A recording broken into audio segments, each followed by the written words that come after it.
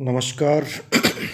आज मैं BA part 2 के इतिहास के छात्रों को आर्य समाज के बारे में बताऊंगा। इसमें आर्य समाज के जो संस्थापक हैं स्वामी दयानंद सरस्वती, उनकी लाइफ हिस्ट्री, उनकी कृतियों के बारे में और आर्य समाज का क्या योगदान रहा उस संदर्भ में चर्चा करूंगा। 1824 में गुजरात के काठियावाड़ की मोरबी रियासत के टंकारा नामक छोटे से शहर के संपन्न ब्राह्मण अम्बा शंकर के घर आपका जन्म हुआ। इनके बचपन का नाम मूल शंकर था। शिवरात्रि के दिन रात को शिवलिंग पर चढ़े प्रसाद को चूहा द्वारा खाने से मूर्ति पूजा से आपका विश्वास उठ गया। इस घटना के 5 वर्ष पश्चात दयानंद के एक चाचा की मृत्यु हो गई। इससे वे काफ़ी दुखी हुए। उन्होंने महात्मा बुद्ध की तरह लोगों से पूछना शुरू कर दिया कि मृत्यु पर विजय कैसे प्राप्त की जा सकती है। सभी ने उन्होंने बताया कि मोक्ष प्राप्ति योग द्वारा ही संभव है। जब उनके पिता उनकी शादी की तैयारी करने लगे तो 1845 में वे घर छोड़कर चले गए और 1845 से 1869 तक वे साधु बनकर भारत के विभिन्न भागों में भ्रमण करते रहे। 1848 में मूल शंकर नर्मदा नदी की ओर चल पड़े, जहाँ पर उनकी भेंट अनेक साधुओं से हुई और काफ़ी अनुनय विनय के बाद स्वामी परमानंद ने उन्हें अपना शिष्य बना लिया और उन्होंने ही मूल शंकर का नाम दयानंद नाम दिया। परमानंद शंकर सरस्वती संप्रदाय के थे, अतः मूल शंकर का नाम दयानंद सरस्वती पड़ा। 1860 में वे मथुरा में एक अंधे ब्राह्मण के संपर्क में आए। 2.5 वर्ष तक वे उसके शिष्य रहे। उनका नाम था बिरजानंद। वे पाणिनि के व्याकरण के कुशल ज्ञाता थे। दयानंद ने यहाँ पाणिनि का व्याकरण, पतंजलि का महावश, वेदांत सूत्र एवं अन्य धार्मिक ग्रंथों का अध्ययन किया। विदा होते समय बिरजानंद ने दयानंद को उपदेश दिया कि लोगों को वेदांत की शिक्षा देकर उनके अंधकार को दूर करो। 1872 में दयानंद सरस्वती कलकत्ता गए और वहाँ 4 माह तक रहे। इस बीच में भाषण देते रहे और लोगों से वाद विवाद करते रहे। उन्होंने ब्रह्म समाज के नेता केशव चंद्र सेन से भेंट की। यहाँ दयानंद सरस्वती में एक परिवर्तन और आया और वे संस्कृत के स्थान पर हिंदी में भाषण देने लगे। इससे उनकी लोकप्रियता में वृद्धि हुई। 1874 में उन्होंने सत्यार्थ प्रकाश की रचना की।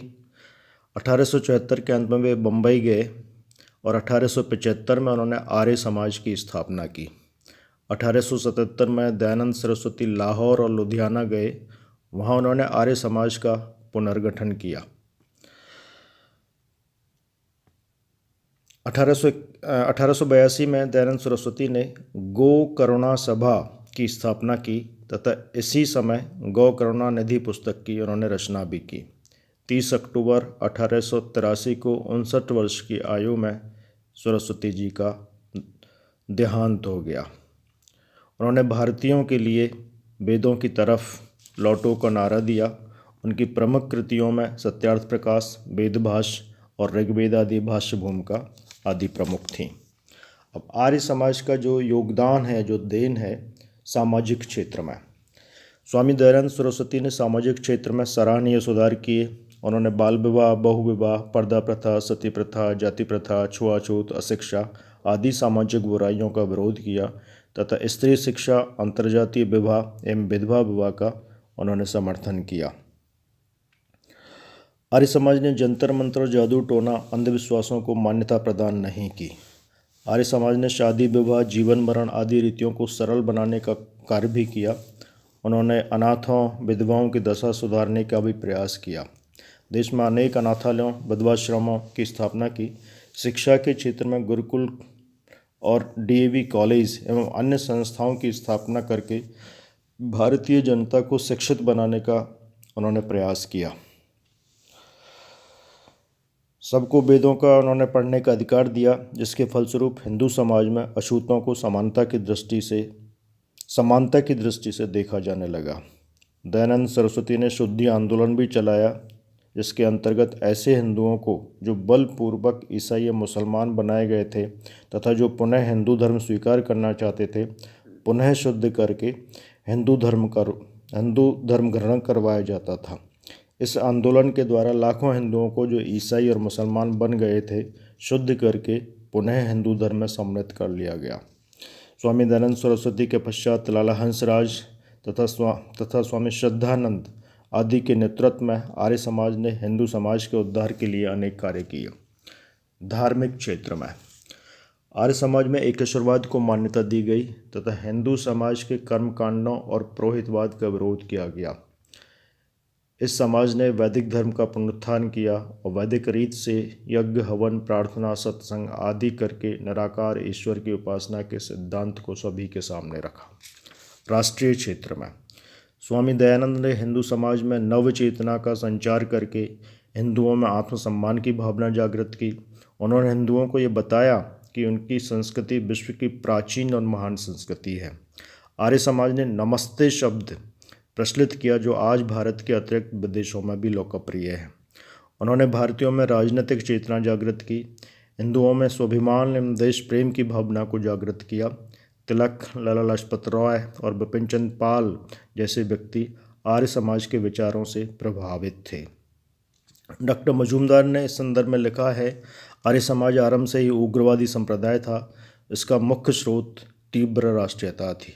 बिपिन चंद्र पाल के शब्दों में, यह सत्य है कि पंजाब के हिंदू नवयुवक ईसाई और मुस्लिम धर्म प्रचारकों के प्रचार का मुकाबला न कर पाने के कारण अपने को असम्मानित अनुभव करते थे। दयानंद के उपदेशों से उन्हें वह हथियार मिला जिसके द्वारा वे अपने राष्ट्रीय धर्म की तुलना में ईसाई और इस्लाम धर्म की श्रेष्ठता के दावे का मुकाबला कर सकते थे। दयानंद ने ईसाई और इस्लाम धर्म के प्रचार पर कठोरता से आक्रमण किया, उनकी नैतिक गिरावट को नंगा किया तथा हिंदू पंजाबियों के सम्मान की भावना को प्रोत्साहित किया। साहित्यिक एवं शैक्षणिक क्षेत्र में आर्य समाज ने साहित्यिक एवं शैक्षणिक क्षेत्र में काफ़ी महत्वपूर्ण कार्य किए। उन्होंने हिंदी भाषा में पुस्तकें लिखकर हिंदी भाषा को समृद्ध बनाया। वे नारी शिक्षा के प्रबल समर्थक थे। उन्होंने संस्कृत भाषा के महत्व को पुनः स्थापित करने का प्रयास किया। वे प्राचीन गुरुकुल प्रणाली के समर्थक थे, जिससे विद्यार्थी ब्रह्मचर्य का पालन करते हुए शिक्षा प्राप्त कर सकें। उन्होंने शिक्षण संस्थाओं में सभी जाति के बच्चों के साथ समान व्यवहार करने को कहा। दयानंद की मृत्यु के बाद आर्य समाज शिक्षा के प्रश्न को लेकर दो दलों में विभाजित हो गया।